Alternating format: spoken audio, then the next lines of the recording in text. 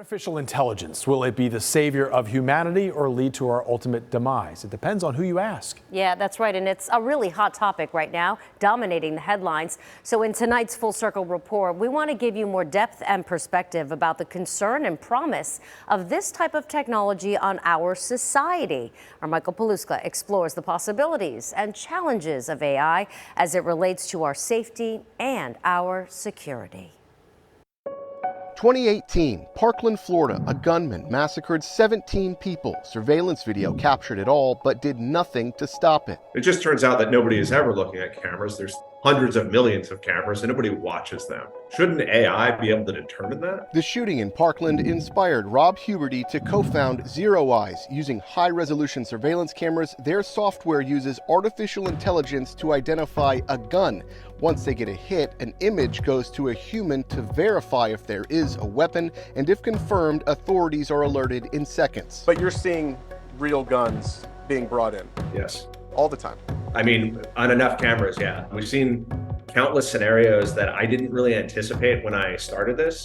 I thought that, the frequency in which would be almost zero, but it's a daily occurrence. This camera would be the one that would send that alert off to Zero Eyes. We got an up-close look at the cameras and the software in action at Challenger K-8 in the Hernando County School District. And it's hard to be a teacher this day and age with school shootings. It's a scarier time than it was when I started. That is for sure. The frequency seems to be increasing, and that is scary. Jill Renahan is the director of Safe Schools. She tells me the cameras scan outside too. If someone approaches with a weapon, they can lock the school down immediately. And we get a photo of the individual and the name of the camera as well as the GPS coordinates. So the response time is pinpoint accurate and can begin within those 3 to 5 seconds. This is one of the cameras that actually picked up one of those weapons that was done during a training exercise. You can see how far away I am from that camera, but even with that amount of distance,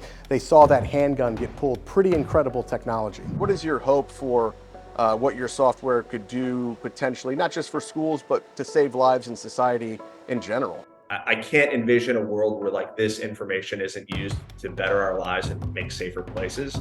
And I want to do it in the best way possible to where it's only making people safer and we're not using that for any other thing other than to make people safer. It's robust and it works. Pinellas County Sheriff Bob Gualtieri tells me they've used artificial intelligence facial recognition software for more than 20 years as a tool. But there isn't any one thing, and AI isn't any one thing. And so anybody that thinks that we're going to be able to replace cops or replace anything with AI is just wrong. The department, according to Gualtieri, uploads mugshots and driver's license photos to identify suspects or potential witnesses. You're not really doing facial recognition and tracking people in real time. You're using it only after a crime's been committed. Correct. And it's two very different things. And I don't support, and we don't do it here, the random collection of people's faces on the street. That's too big brotherish for me. That's too out there. Please rise and raise your right hand. Even Sam Altman, the man behind ChatGPT, testified before Congress that artificial intelligence needs regulation. My worst fears are that we,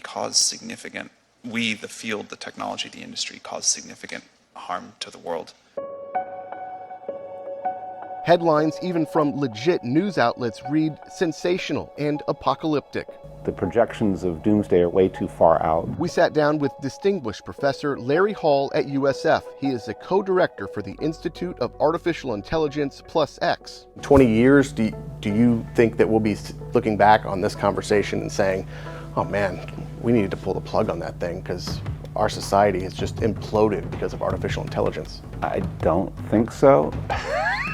Potential benefits to society. After our interview, Hall asked ChatGPT to write a story about AI. The response was creepy. Because it says in the not too distant future, artificial intelligence had become so advanced that it surpassed human intelligence in every imaginable way. And so this is going to scare people if they write that. Hall doesn't think the software will achieve AGI, or artificial general intelligence. That is where a machine can become as intelligent as a human.